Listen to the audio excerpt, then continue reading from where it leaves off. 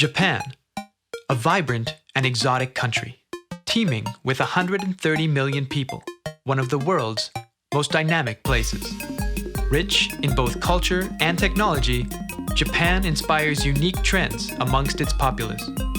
Trends that explode beyond the confines of its borders. From architecture to cars, Japan has a history of doing things differently, with their desire to bring the future to the present.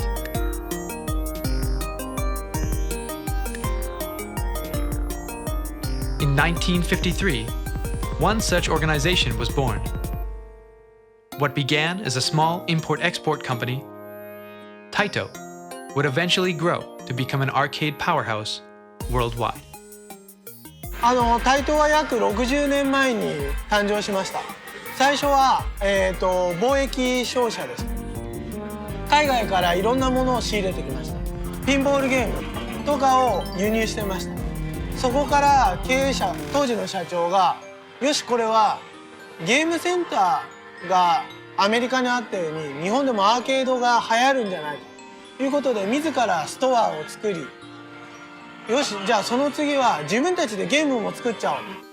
It was Taito's decision to begin creating their own games that would impact the entertainment industry, putting video games in the spotlight and launching a cultural phenomenon. 1978年にインベーダーは生まれました。プログラマーというかディレクターは、西門と言います。Tomohiro Nishikado, a designer at Taito, single-handedly created Space Invaders. From the music, the graphics, even the microcomputer that powered the game, his technology would begin an entertainment revolution. Video games had arrived. I mean, at that time, Space Invaders was like it. It was huge. It was like a national craze, you know? We'd have these like tiny like coffee houses that have been converted into arcades. You could just hear that, you know, that iconic like Space Invaders music just walking down the street everywhere. Men, women, kids, everyone was playing it. And so I think that, I don't know, I just think that time period is very, very interesting because you have the entire nation just focused on video games, in particular, you know, Space Invaders. The game was in such high demand that arcades made up of only Space Invader cabinets became popular. These are famously known as Invader houses. ゲームセンターっていうのはインベーダーもあり他のゲームもありいろんなゲームが50台100台とあるんですけど、もうお客様がインベーダーしかやりたくないって言ってくるんで、もう面倒くさいからこのストア自体インベーダーだけにしちゃおうと言われたのがインベーダーハウス。これも画期的なこと。そうするとそのインベーダーがワンコイン100円ですから100円玉をみんな1日1人の人が10枚も何十枚も使うと。そうすると日本中からもう瞬間風速的に100円玉がなくなっちゃうんですね。で実際に一生懸命日本の銀行が100円玉をいっぱい作った。それはもうデータに現れている。それも歴史的なレコードだったということです。It's a huge, huge watershed moment in video games, you know. It laid the precedent for the 1980s, where the 1980s were going to be about shooting games. Shooting games would build on the basic principles of Space Invaders and continue to bring the player into futuristic worlds filled with aliens and spacecrafts. 俺やっぱシューティングがものすごく好きです。鉄砲を持った人間が走るんじゃなくて未来的な戦闘機が宇宙人に対して鉄砲を撃つのはそういうなんかロマンチックなものなのね。やっぱりこうインベーダーゲームから生まれたのが日本のアーケードゲームなので、このやっぱりゲームっていうと頭の中を思い浮かぶのはなんとなく戦闘機が XY 軸上に飛んで押すと弾が出るゲームっていうのがすごくあると思います。Shooting games flourished through the 80s and into the early 90s. And while the genre isn't as prolific as it once was, in Japan, there remains a dedicated fan base with specialized arcades that cater to them. ゲームインエビセンの店長の、エビ店長です。普通の日本のゲームセンターの主流のゲームは一切ない。いわゆるレトロゲームがメインのお店ですね。Players who find their way into these independently owned arcades will discover an array of games to enjoy and can even select their favorite titles from a selection of classic arcade PCBs. お客さんがまあそれ見てやりたいゲームがあったら、もうすぐにすぐに交換する。まあこの辺のシューティングゲーム、まあやっぱり縦スクロールのシューティングゲームはすごく人気がある。あとはテトリスかな。Game in Ebisen isn't your typical Japanese arcade. It caters to your unique demographic of top players who strive to set new high scores and record their best efforts on Superplay DVDs. 基本的にはやっぱりパーセンテージで 90% のお客さんはハードコアハードコアゲーマー、スコアネームはクローバー TAC という名前で、シューティングゲームを主にプレイしています。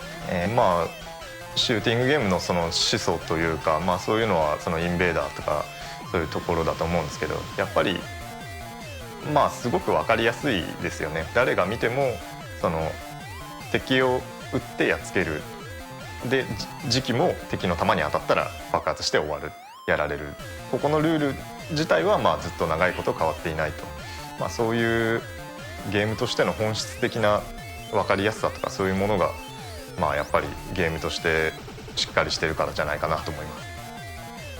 While the base concepts of these games remain unchanged, the skill level required to play them has become daunting. Oh, it's just, I mean, you know, if you haven't played the games, it just looks, it looks easy. I mean, no matter what it is, but if you know the game and you know how, you know, controller breaking frustration is induced in these things sometimes, and you watch them do it, I mean, you're just like, oh wow. And at times you're like, oh that's how you did it. And then other times you're just like, well, I might as well give up. There's no way I'm going to do that. こんぐらいでいいやみたいな適当なところはどこにもない。ものすごいきっちり詰めていく。The countless hours players like Clover TAC spend learning these games makes the most difficult look easy. But when you're chasing that next high score, nerves begin to play a part. そうですね、プレッシャーはやっぱりすごいですけど、まあやっぱりゲームが始まってしまえばなんかそんなに気にならないし、結局いつもできることしかできない、まあ、試験とかでも入試とかテストとかでもそうですけど、その時にいきなりすごいことをやろうとしても絶対できないんで、まあ、結局いつも通りのことをやるだけっていうふうにはなりますね。It is the mindset of these players that make them unique. They are not competing head to head. It is all about challenging yourself and besting your personal goals. 今最近のなんだろうな、シューティングゲームのトッププレイヤーたち大体みんなそうなんですけれども、単純に球を避けるのがうまいとかその瞬間的なインスピレーションっていうよりはもっとみんな理論的なんですよね。すっごい細かい理論の積み重ねで偶然スコアが出るってことはない。出すべくして出す、そういうきめ細かさはありますね。もちろんクローバー TAC も。Arcades are like a second home to many of these high score holders. But it costs more than a few hundred yen to become a top player. The real price is dedication. You know, these guys are, they're unbelievable. They asked him how much point blank did you spend. It was Mushihime Samaputari, which is the ultra mode. It's unbelievable. Most people can't get past the first stage, and he clears the whole thing. They asked him point blank, how much did you spend? And he said the first month about 150,000 yen.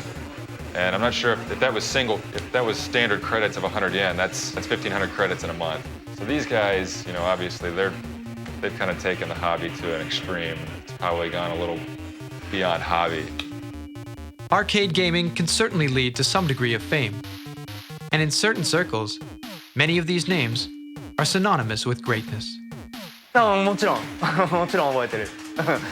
クローバー TAC がエビセンに初めて来た時、なるくんっていうやっぱりトッププレイヤーのシューティングすごい上手いトッププレイヤーの子がいるんですけど、その人が連れてきてくれたの。もう最初からすっごいうまかった。こいつはちょっと違うぞと。It is under Ebihara's watchful eye that world records are set and broken. The walls are lined with the current high scores of its resident players, and 20-year-old notebooks show the history and evolution of these scores.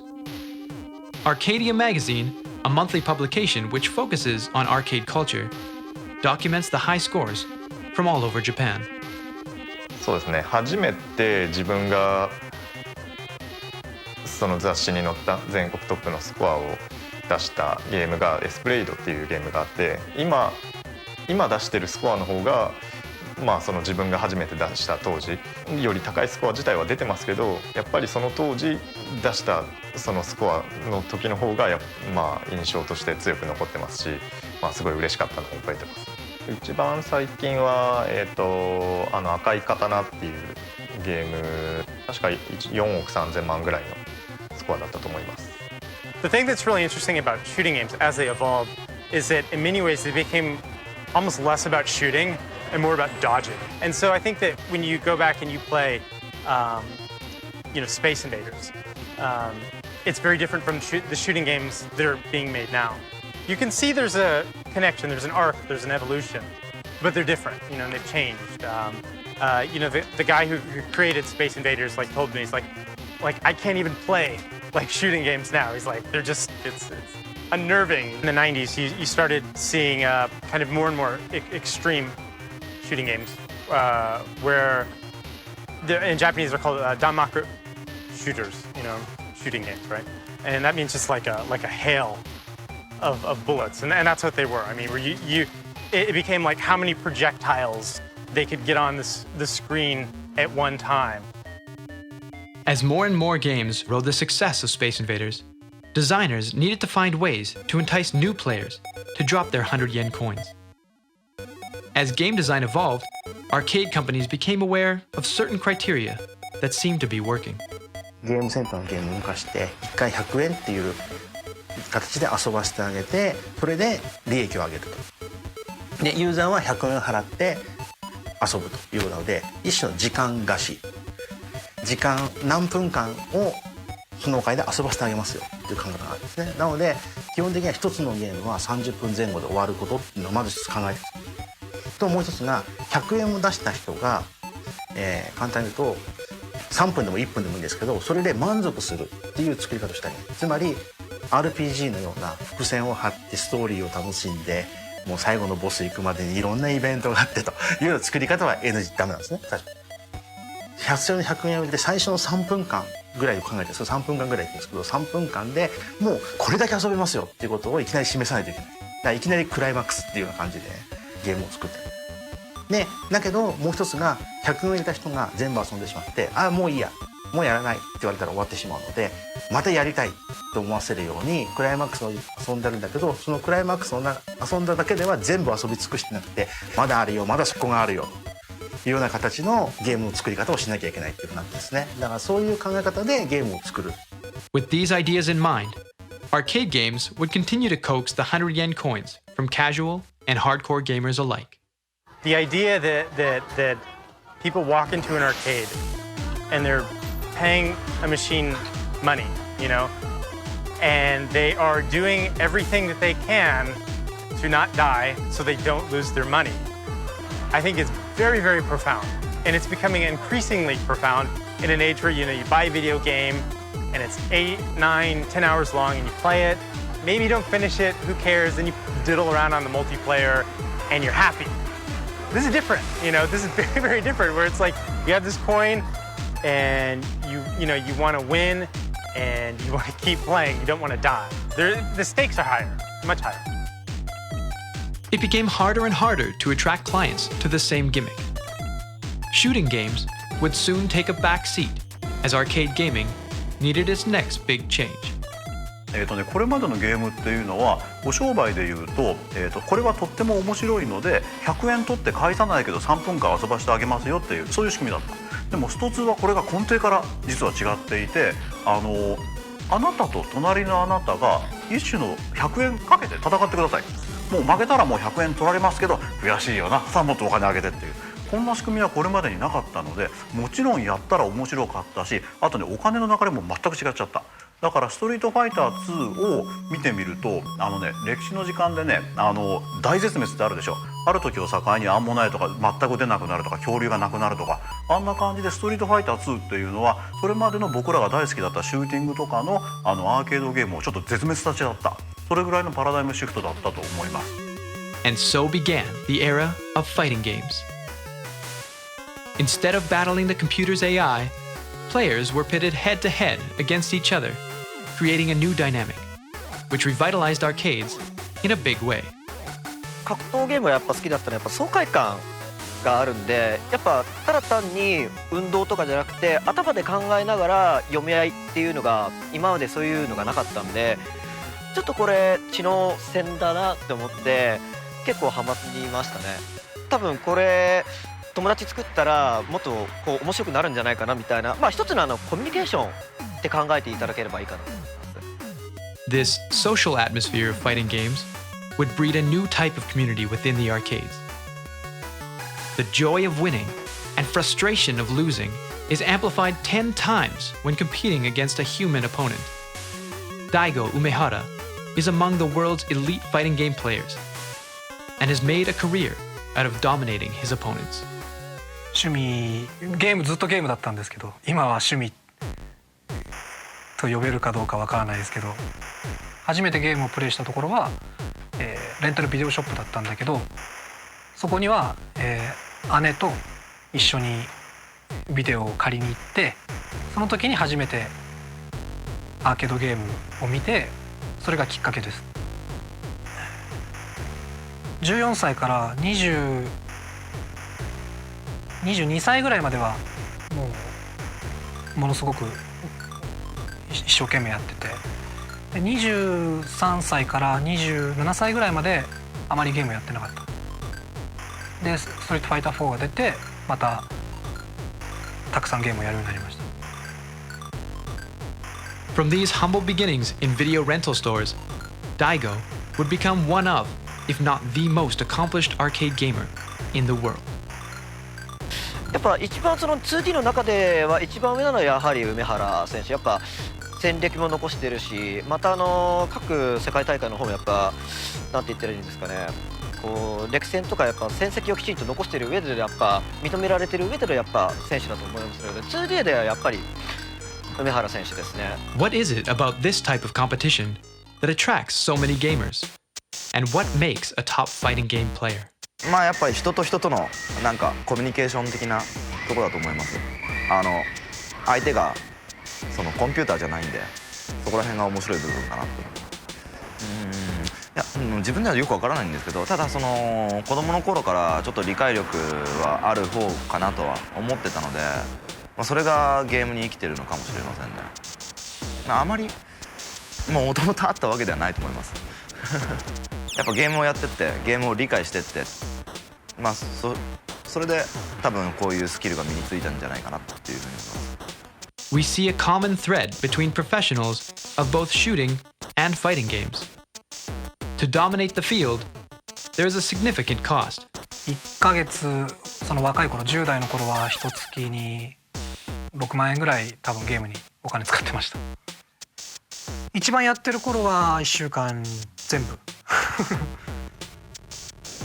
子供の頃はもうすごい緊張してましたね。もう緊張で手がこう震えちゃってなかなかうまく操作できなかったり。でも10代半ば17歳かそれぐらいになったらかなり大きな大会でもしっかり動けるようになってきましたね。今はもう大会でもあんまり緊張しない。 You can't be at the top of the leaderboard this long without garnering a reputation. Some would call it fame, others infamy. Yes, you know, that everybody knows him as the Beast, and that's exactly what he is. I see that he invested in a pair of headphones now while he's playing, so he's probably just listening to his own voice telling himself, I am the Beast, I am the Beast, like over and over again. そうですね。自分で後からたまに自分のゲームしてる時の顔を見て怖いなって思う時がありますね。なんでですかね。なんで無表情なんだろうな。子供の頃から結構顔に出さない、いろんなこと顔に出さない子供だったから、それでゲームもプレイ中はあんまり表情がないのかもしれない。He's amazing. He's definitely probably the best Street Fighter player of all time. 梅原君は特にゲームがうまいというよりもゲームをうまくしようとする努力することがうまいっていうか、そういうところの差が孫君や梅原君はやっぱりすごいなと感動します。少ない数で上手くなるのであればゲームセンターで練習した方がいいと思います。それはなぜならばやはりゲームセンターはそのワンプレイするのにお金を払わなきゃいけないので、そのプレイについて結構考えると思うんですよ。なのでまあ家庭用ゲームとかだと1回負けても別にいいんかっていうふうに思うんですけど、でもゲームセンターだとそういうのがちょっと薄れるので、まあ結構真剣にやるんじゃないかなっていう部分でゲームセンターの方が練習にはなると思います。 This arcade community isn't made up of just teenagers. Men and women of all ages spend hours enjoying their favorite games. Everyone's there. Like there are people in like little kids. There are like people in like business outfits. They just came from work. Older people from like age range is probably from 18 to probably like 45.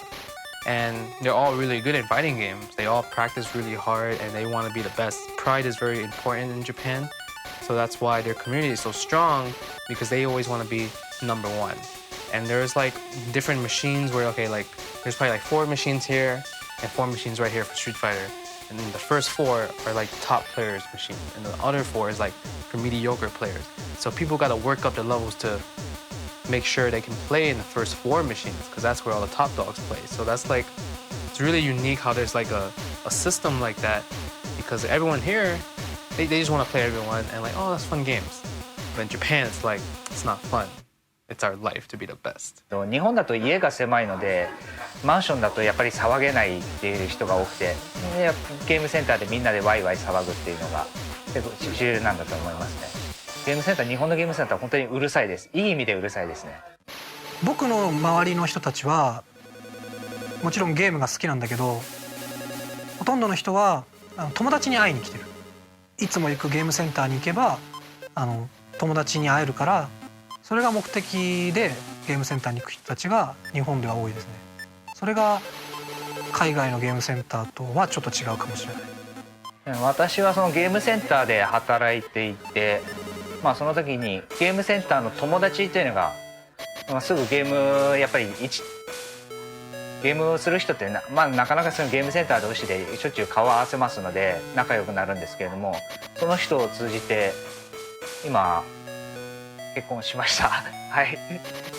The social aspect of Japanese arcades is what keeps them going, whereas in America, that social foundation has become relegated to basements and niche gaming tournaments. It's weird because there's people who are probably going to be watching this that don't even know really what the arcade scene was like, you know, and I don't even know how to begin to describe it to them because all they know is the internet and online. And I mean, online stuff can be fun, you know, we all do it, I guess, you know, so we know it's good stuff, but missing that interaction of actually meeting up in the arcade and being next to the person who you don't know but you just want to beat them and smash on them, it's an experience. Like, you don't get that online, and you can't get that online. Social aspect is probably 80% of it, I would say. You know, in the beginning it wasn't, you know, but it's like once you've already been playing a lot and you kind of know where you stand, then it all becomes pretty much the social aspect. And then it's like, oh yeah, I forgot I have to play in top 8 now. You know, it's like I totally forgot about that. I was having fun, just chilling in the back, talking to everybody, joking and having fun. And then the tournament's just like the side part of it. 僕から見たゲームセンター、そのファイティングゲームのコーナーの雰囲気っていうのは本当にそれぞれの条件があって、例えば友達と会って一緒に遊ぶ一つのコミュニケーションの場、交流の場で、または強い人を求めてまたちょっとこの人を倒すから一度変えようっていう人の場、またはそれ以外にもこうイベントがあるし、またこうちょっと練習もしたいから行ける場ってっていうのはいろいろとあると思うんですけれども、やっぱ一番分かりやすく言うんであればやっぱお祭りが好き、また一つのコミュニケーションでやっぱ友達を作る、またそこでやっぱ戦友って言ったらいいんですかね、やっぱゲーム作る友達としてやっぱ戦友を作る場のコミュニケーションとしてやっぱそういう雰囲気が感じられるかなって思います。ちょっとマニアックな雰囲気があるかもしれないです。その UFO キャッチャーとか簡単にできるそのゲームだとそうでもないのかもしれないんですけど、格闘ゲームはちょっと難しいところも奥が深いというかところもあるんで、ちょっとマニアックな雰囲気があると思います。The fighting game genre has a very dedicated fan base. But as arcades continue to grow, an important goal was to connect with a larger core group of gamers. The soundtracks to these games create immersive experiences, which fuel many of our nostalgic memories. This musical influence would spark the next big shift in arcade gaming. セガに入ってですね、サウンドの仕事をしてます。ヒロです。主にアーケードゲームの方の音楽だったり効果音だったりの制作をしてますね。作品的には、かれこれ20年ぐらい前のですね、ハングオンとかアウトランとか、アフターバーナーだったりスペースハリアーなどのそこにある体感ゲームと言われたこうゲームをするとこう動くようなゲームですね。そういうやつの音楽を作ってました。新しい一ジャンルを築いたゲームだと思いますね。今まであったようなこう格闘とかドライブゲームとかそういうのとまた別のベクトルを持ったゲームだと思います。でその音楽をメインにしてそれをもとに、お客さんに楽しませるっていうのは、まあ、とても斬新な試みで面白いと思います。These music or rhythm games would reignite people's passion for arcade gaming and appeal to the next generation of up-and-coming gamers. 本名は森友之と言います。ゲームの名前だと悪代官っていう名前で、今やってるのは DDR、 あと最近フォースライダースっていうのをアーケードではそれをやってますね。連れられてその千葉の方のゲーセンに行ったんだけど、その時にまだ DDR ほとんど全然知らなくて、ビートマニア5鍵の方のビートマニアがあったのを覚えてます。それでちょっとやり始めてなんかこれ結構面白いななんて言ってた頃に別の知り合いの子から「いやそれよりもっと面白いのがあるの?」って言って連れてかれたのがその DDR で、なんか指でやるより足でこうやる方が俺いいかもしんないとか言って、まあそっちに行っちゃったっていう。You know, like on player pianos, when they have the score rolling up, music games are like the video game equivalent of that. Whereas instead of like the score being produced by a machine, you know, piano, you are responsible for sequencing those notes. And as the music genre grew, its audience became more and more prolific, commanding larger sections of the arcade devoted to these games.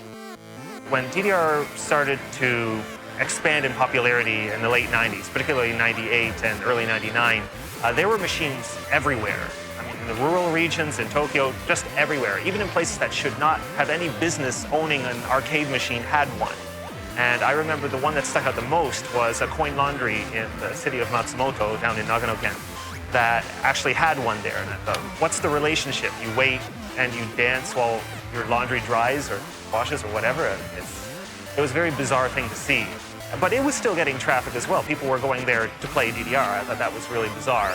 音楽ゲームをやり始めたきっかけは、東京ゲームショウに行った時に1999年の東京ゲームショウに行った時にダンスダンスレボリューションの家庭用が出ていて、それをちょっと試しに遊んでみるかとやってみたらすごく面白くて、そこからハマりました。Once Dance Dance Revolution became available for home console, the future of arcades looked grim. If this unique experience can be replicated in the comfort of your own home, why bother going to an arcade? 今はプレイステーションとか XBOX でダンスダンスレボリューションとかっていっぱい出てるんですけど、やっぱり日本の住宅を考えるとあまりそのドタバタ動いたりとか、あまりその人を呼んでワイワイやったりっていうのがすごくやりにくいので、家でやる時とゲームセンターでやる時っていうのは全然違くて、やっぱり人前でやったりしたい時はゲームセンターに行きます。当時そのやっぱりダンスダンスレボリューションを同じゲームセンターでやる仲間っていうのはやっぱり同じところにいる関係上すぐ仲良くなっちゃうっていうのがありまして、それでいっぱい友達ができたりして、地域ごとになんかいろんな組というかそういうコミュニティが出来上がっていて楽しかったです。 The popularity of rhythm games in Japan would foster the growth of a skilled community of players who would quickly master the intricacies of the genre. 何でもそうなんですけど、日本語で難しい言葉では攻略法っていうのがあるので、例えば矢印一つにしてもマーベラスをそれ一個一個どういうふうに踏めばいいか、曲によっては全部の矢印が同じタイミングで踏めるものではない場合もあるので、たまにフェイントで一個だけそのマーベラスの場所がポイントが違うとかっていうのがあったりとか、たまにそういうのがあるので、そういうのも含めて全部攻略をしていけるかどうかですよね。あとはもう本当にやり込んで自分の体をそれに合わせて作っていくっていうところなんでしょうね。The physical interaction that these games demand is a unique feature which attracts players for fitness reasons as much as for gameplay.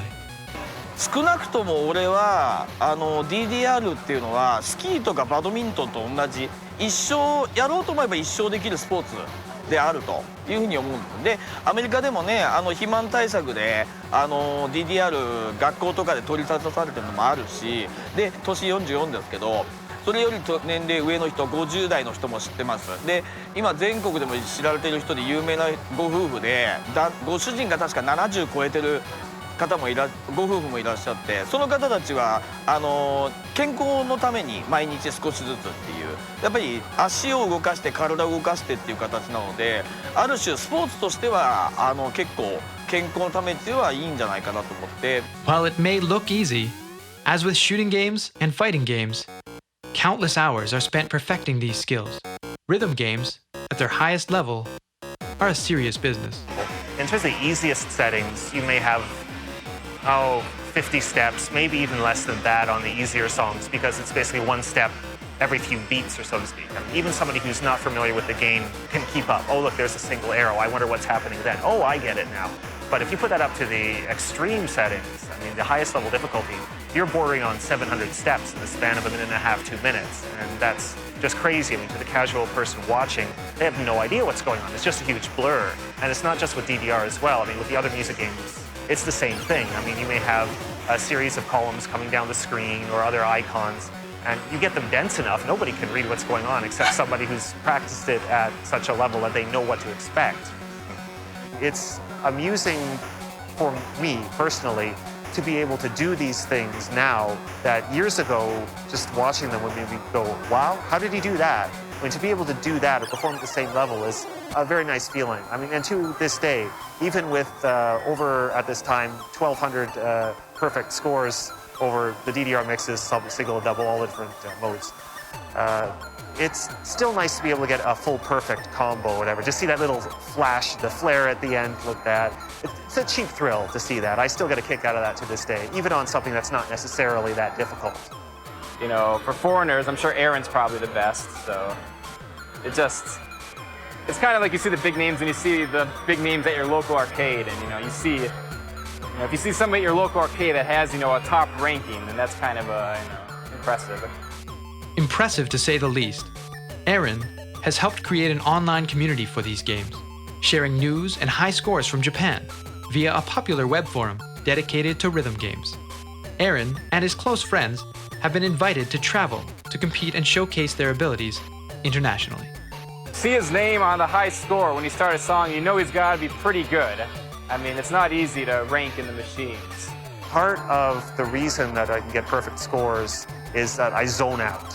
I mean, you lose yourself in the music, you focus on the beat, you focus on the patterns coming, you try not to worry about distractions or your score or anything along that nature. Just keep it going, because a great at the beginning of the song is the same as a great at the end of the song. It'll destroy your full perfect combo at the time. With the very first mixes of the music games were, I wouldn't say difficult at all, at least not in comparison to today's standards. So what was difficult back then is, well, a cakewalk in comparison today, partially because at the time nobody was used to the music genre. This was all new. I mean, just doing anything was a challenge. So once everybody got used to that, you had to ramp up the difficulty, so to speak. So at the time, there was a novelty to the music game genre. It was fun because those challenges were there because it was a unique experience.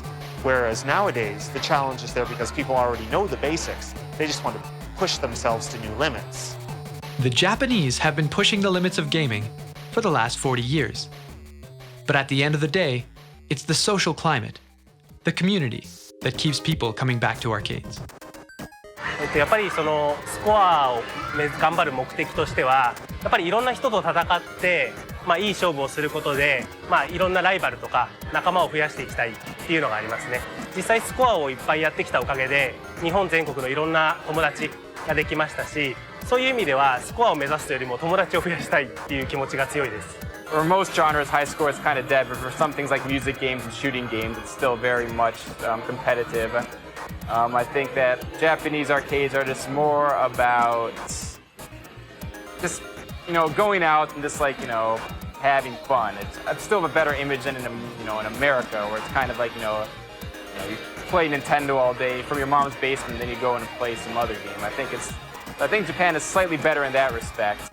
North America saw a similar rise to arcades in the 1980s, following the Space Invader craze, led by games like Donkey Kong and Pac-Man. My first arcade experience was probably when I was 8 years old in New York City. Went to an arcade called Chinatown Fair. There was a lot of people in there. I saw these arcade cabinets. There was like Pac-Man or like Gladius or like random shooting games, really old school games like Donkey Kong. None of the newest technology games, but mainly just like the Mortal Kombat phase, Street Fighter phase, Killer Instincts, basically like the Super Nintendo / Genesis generation. So I always went back to arcade like almost every day, just playing like all these different types of games. Like it could be like action, platformer, or like a random fighting game, or even like a driving game. So I played all those type of games at my local arcade. Arcade culture is a staple for many childhood memories for adults in North America. This influence has created a burgeoning field of rising professional gamers who grew up in these establishments and are working to bring them back to life. I mean, I've been gaming since a very, very early age, like literally since before I can remember, I've been playing games. My first video game experience was versus Super Mario Brothers, which is the arcade version of, what eventually became the home console version of Super Mario Brothers. I was a 1-year-old when I played that arcade game, and my parents would stack up milk cartons at the convenience store where the arcade machine was. Lived in a very small town at this time, so the convenience store was like, where the new arcade games were at. These experiences represent a growing population of gamers eager to relive their childhood memories. Oh, arcades. When I first started going, probably like 5. And I used to have to get on little short stepping ladders to reach the top of the joysticks and stuff like that. And I've been hooked with arcades ever since. But I was playing pretty much every game, whatever they had, whatever I could reach, however much money I had left on me, how many quarters I had, that's just what I played with.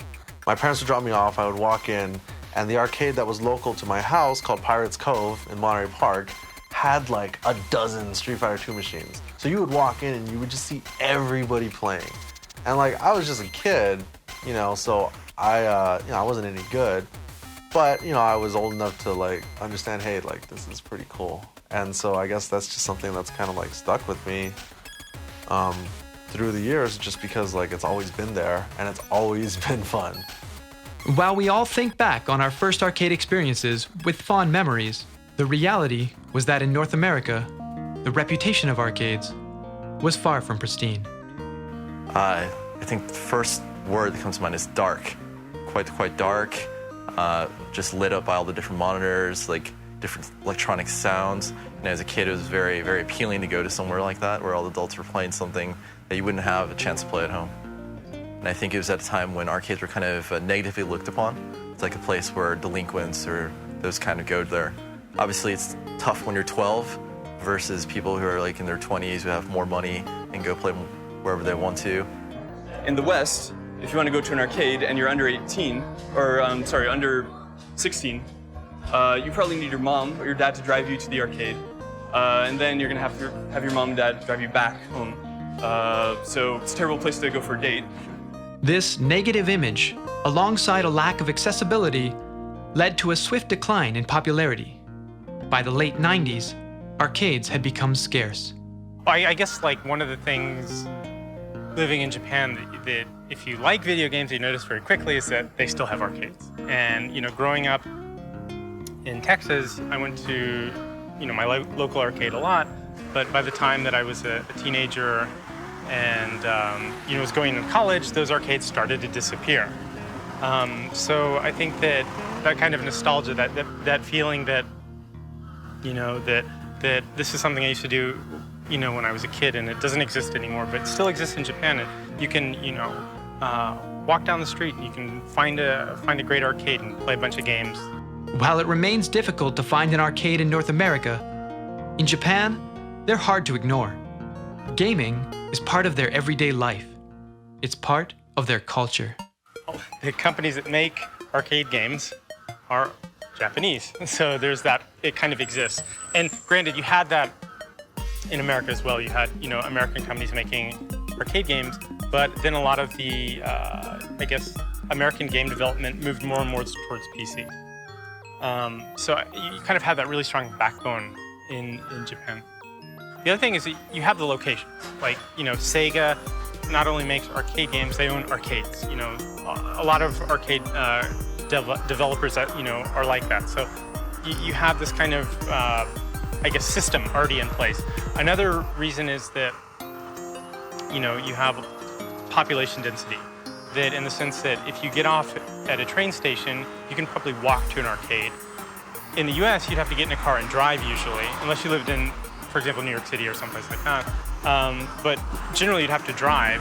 And so why drive somewhere when you can play a video game at home? Kind of, I guess that kind of situation really hurt arcades in the US.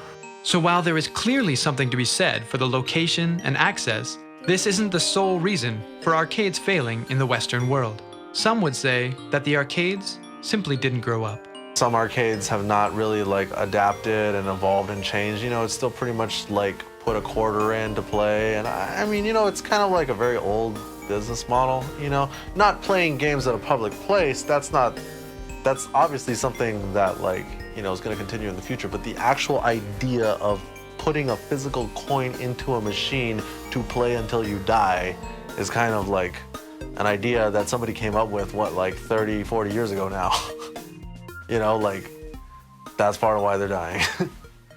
In Japan, gaming is accepted, and I think in the States, it's accepted as simply a time-wasting hobby. And I think it's anything but that. Arcades didn't necessarily die, they just didn't grow up. They were always focusing on basically teenagers. And when you focus on the youth of America, you better have a positive influence. Otherwise, Uncle Sam is coming for you. The US government is like, arcades are bad. They make our little kids do drugs and kill people. You have movies like Saw. You don't think a person would do that when they see Saw, but you think, oh, someone punching in the face with Ryu can make someone kill someone. That's kind of dumb. The US government does not like arcades, and that's why arcade scenes are dying, and it's so hard for arcades to open up a license there because the government is so strict. There's just this stigma that I'm hoping that we can eradicate and showing the popularity of video games. So while Americans fight strict regulations and societal pressure, in Japan, game companies flourish with free rein to innovate and design meaningful games for all audiences.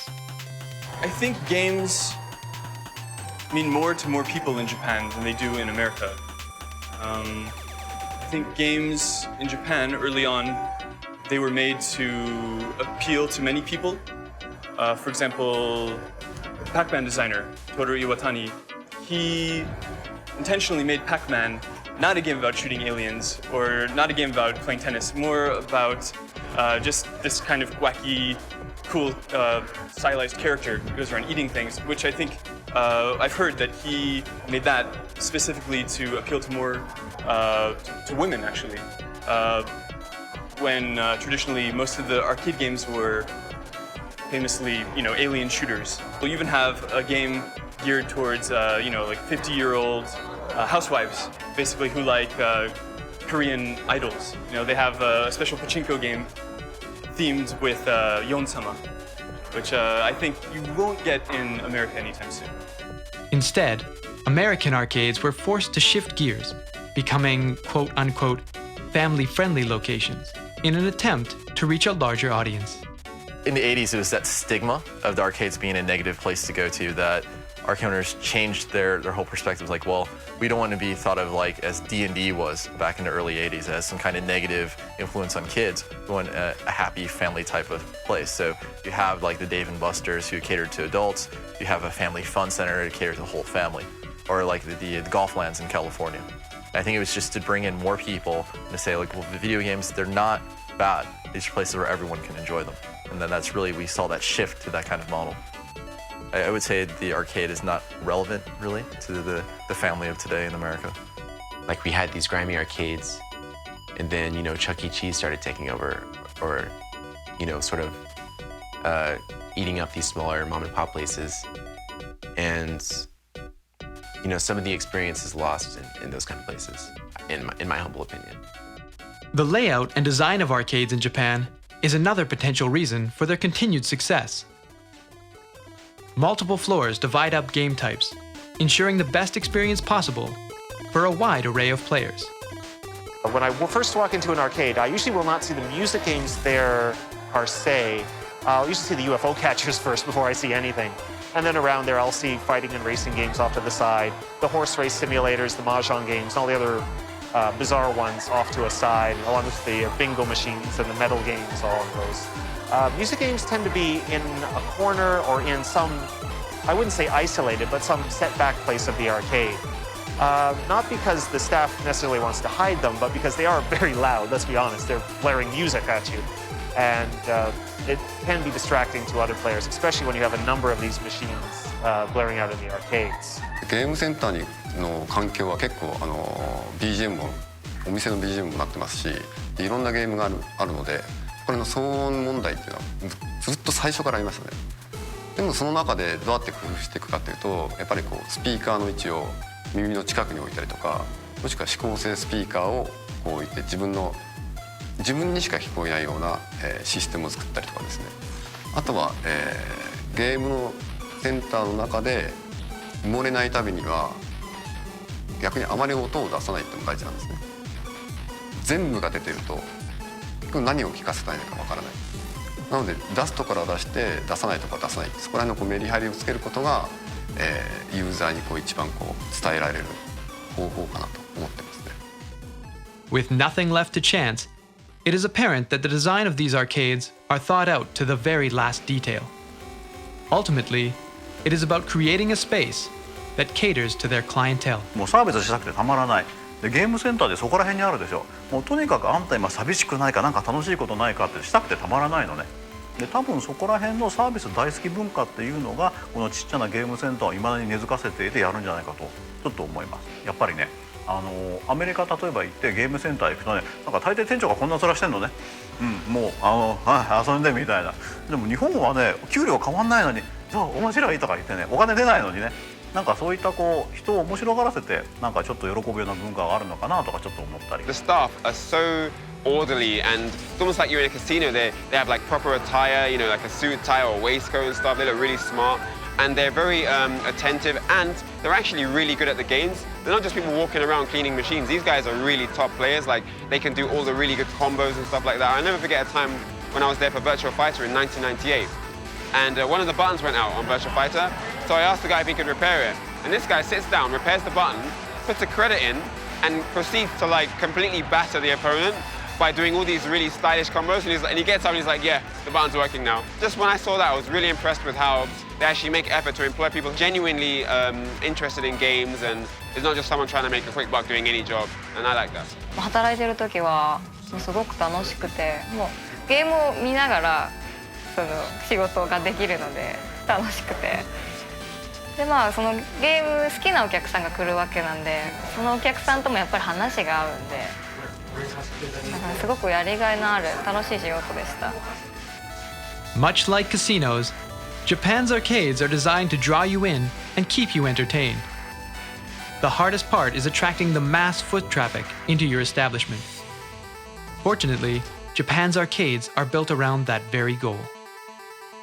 入り口の近くは UFO キャッチャー、それが一番お客さんがいっぱいいるから UFO キャッチャーは入り口のそばにいっぱいあって、あと音ゲービートマニアとか太鼓の達人とか、まあそういうゲームセンターにあまり来ない人たちでも楽しめるようなゲームは入り口のそばに置いてありますね。それで地下は、大型のゲーム、競馬ゲームだったりサッカーゲームだったり、まあ、地下にあることが多いです。で上に上がっていくにつれてメダルゲームだったりで、大体最上階がビデオゲームですね。だから多分ゲームが好きな人ほど上の階に行くっていう感じですね。あまりゲームを普段しない人たちは1階、ゲームが好きな人につれてどんどん上に行くっていうのがゲームセンターの作りになってます。Even in Japan, we see a shift in business models, with places like Round 1 becoming major players in the arcade industry. Instead of a traditional arcade, at Round 1, you pay by the hour. And you also have access to activities like billiards, bowling, volleyball courts, or batting cages. Round 1, for example, is open until 5 a.m. It's accessible by walking or by train. They have alcohol there. They have food there. You don't really have to leave anytime soon. So I think for me, why Round 1 can exist is because it's so accessible. I'll go to an arcade because it's in a downtown area. So, you go drinking, and then after that you go to Round 1 to sing karaoke, and then you just play some arcade games or something. Or for example, you go watch a movie, and then they have this giant amusement center right next to the movie theater, so you can go, spend a good productive 2 hours, playing whatever you want. ラウンドワンさんみたいな感じのが多分今みんな遊びやすいんで、最終的にはやっぱそうなるんじゃないかなっていうのはあるんですけれども、まあうちのやっぱセガとしても、まあもしかしたら今以上にもうちょっと普通のお客様またはまあご年配の方も気軽に遊べるようなやっぱ娯楽施設を作るように努力していければいいかなっていうふうに思います。So while arcades look for a way to stay relevant, consoles continue to improve, and the home gaming market continues to grow. で家庭用のゲームがすごく今出来がいいというか優秀なんで、ゲームセンターがこれから増えたり流行ったりするのはすごく大変な時代だろうなと思いますけど。だからやっぱり皆さんおっしゃってますけども Wii が出てからゲーセンって意味なくなったよねってその通りだと思います。みんな例えば友達集まったら Wii でボーリングとかやってるからね。だから一番最初の意味でのゲームセンターっていうのはちょっともう単純に負けてると思います。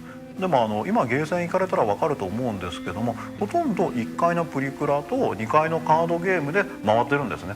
Wii が来た時に実はこれでアーケードが終わりだなってこう商売的には思ったんですけども、内容的にはあんまり、まあでも実際もうそれとは違うところにゲームセンターもなってしまってるしっていうのが大きいと思います。It's fair to say that Japan's arcades rely on things like crane games and purikura to carry their business year to year. This maintains profitability while waiting for the next big game to arrive. It's the small retro arcades that struggle to maintain a large enough customer base with the influx of consoles. まあ正直ここのエビセンさんみたいなそういう個人経営でビデオゲーム中心っていうところはまあちょっと厳しい状況かなというのが正直なところですね。それはまあよく言われることですけど、家庭用ゲームの性能が上がってきて、もう昔は逆だったんですけど、アーケードじゃなきゃできないゲームっていうのがいっぱいあったけど、今ではもうむしろ家庭用ゲームの方が性能がいいからもうゲームセンターに行く理由がないとか、そういうところもありますし、あとはまあ麻雀ファイトクラブとかそういう人気のある大型のゲームっていうのはやっぱりちょっと値段が高くて、そういう個人のところが入れるにはまあちょっと厳しいと。他の国に比べればゲームセンターの数は多いけど、でも10年前に比べるとやっぱりすごい数が減ってますね。でやっぱり UFO キャッチャーとか音ゲームとかそういうのばっかりになっちゃうんじゃないかなと。何かゲームセンターでしかできないような工夫がないと格闘ゲームとかそういうゲームはなくなっちゃうんじゃないかなと思いますね。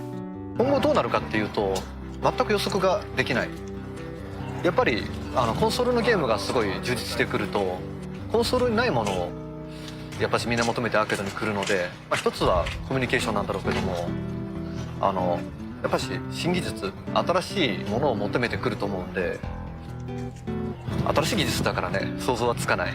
もしそういうものが出たらまたアーケードに人がたくさん来るだろうし、そういうものがなかったらちょっとずつ人は減っていくんじゃないかなと思う。 While the future is uncertain, there remains a unique appeal to arcades that is hard to argue. There's something to be said about walking into a game center, sitting down at a cabinet, knowing on the other side there's a real person. And that takes a certain degree of, I don't know, bravery, because you might get your ass handed to you. You may destroy the other person. It's that kind of uncertainty. And if you're playing online, you start getting your butt kicked, you can just rage quit, turn off the machine. You can't do that in an arcade. 今のゲームセンター正直やっぱ厳しいっていうのはあるんですけれども、ただ厳しいからって言ってそこで諦めるんじゃなくて、じゃあお客さんを取り込むまたは顧客を作るためにはどうやったらいいかっていう風でやっぱ毎日考えながらやってますね。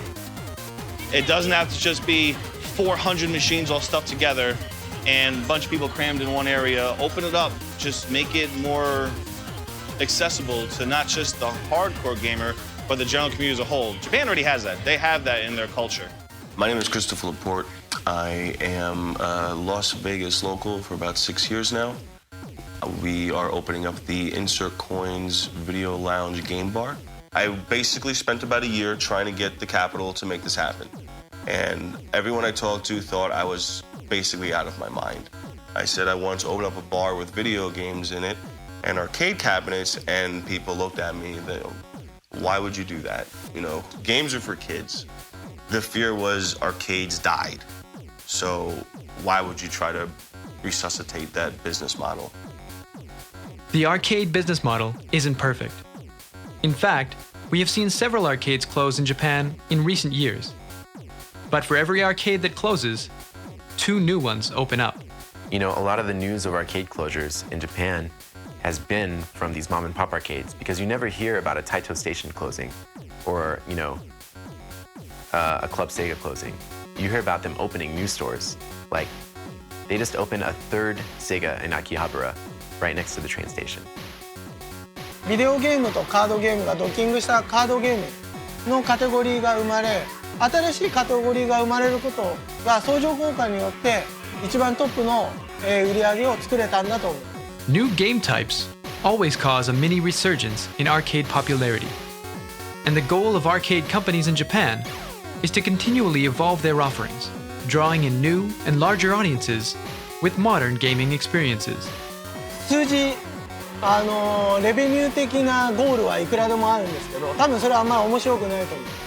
それよりはアーケードゲームの楽しみたいな、遊びたいなっていう人をやっぱり増やしていかなきゃいけないのがうちの会社の、最終ゴールだと思ってます。ですからゲームのファンを徹底的に増やしていく、そういうことに全力で頑張りたいと思います。日本の今、日本のアニメとか漫画は結構海外に流出してるんですが、アーケードゲームもまだ流出してないけれどもそれほど、それと匹敵するほど面白い文化だと思うので、ぜひ一度来てですね、この濃いアニメの世界に負けない濃い世界を味わってもらえたらいいんじゃないかと思いますね。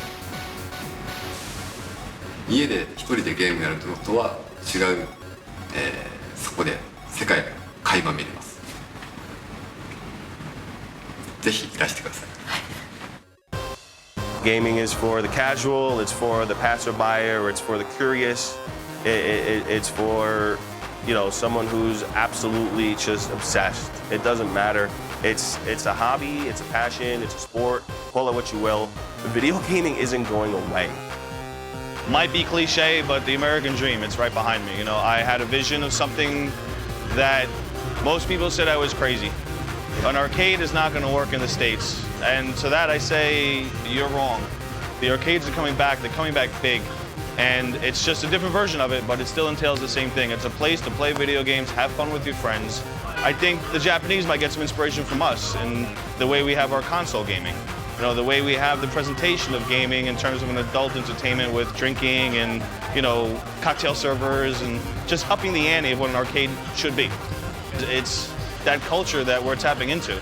So I think it's viable anywhere as long as you have 30-somethings. You know, we were raised on it. I can't stress it enough.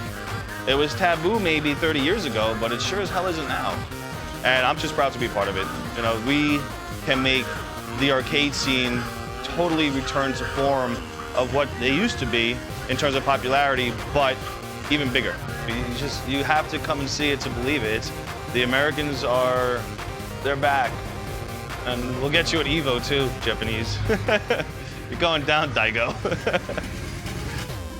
So we are at Evo 2011, the World Finals, and it's just an amazing gathering of players from, I believe the count is 46 countries here this year. Obviously players from everywhere in North America, all over Asia, Europe, South America. Really the world's fighting elite and their fans and their competitors, the next generation of fighting elite, are all here in this room. We started about 14 years ago in an arcade with 64 people. And we ran a Super Street Fighter 2 tournament, and it just snowballed over the years and bigger, and when Street Fighter 4 hit, thousands of people, and then now it's just out of control.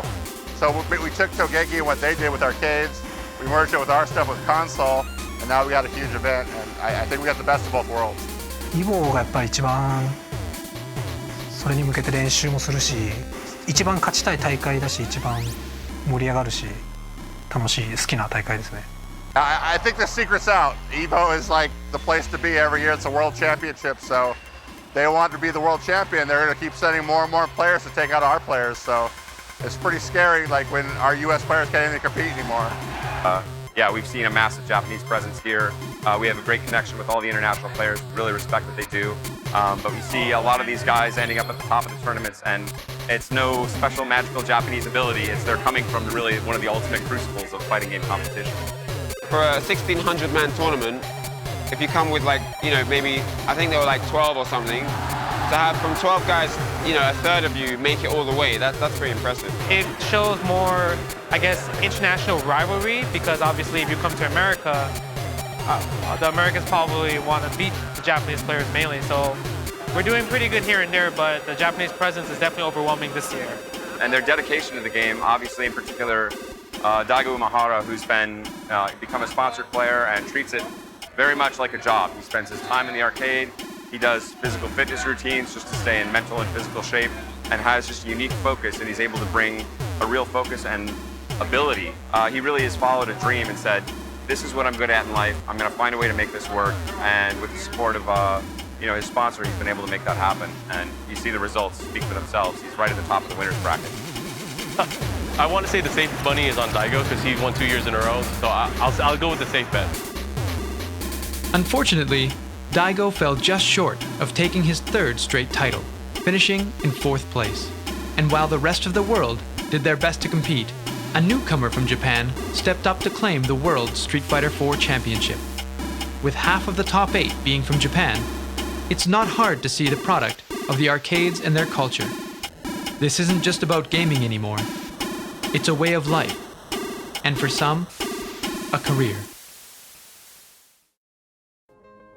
The evolution of arcade gaming, from the inception of Space Invaders through to fighting and rhythm games, has maintained one constant throughout.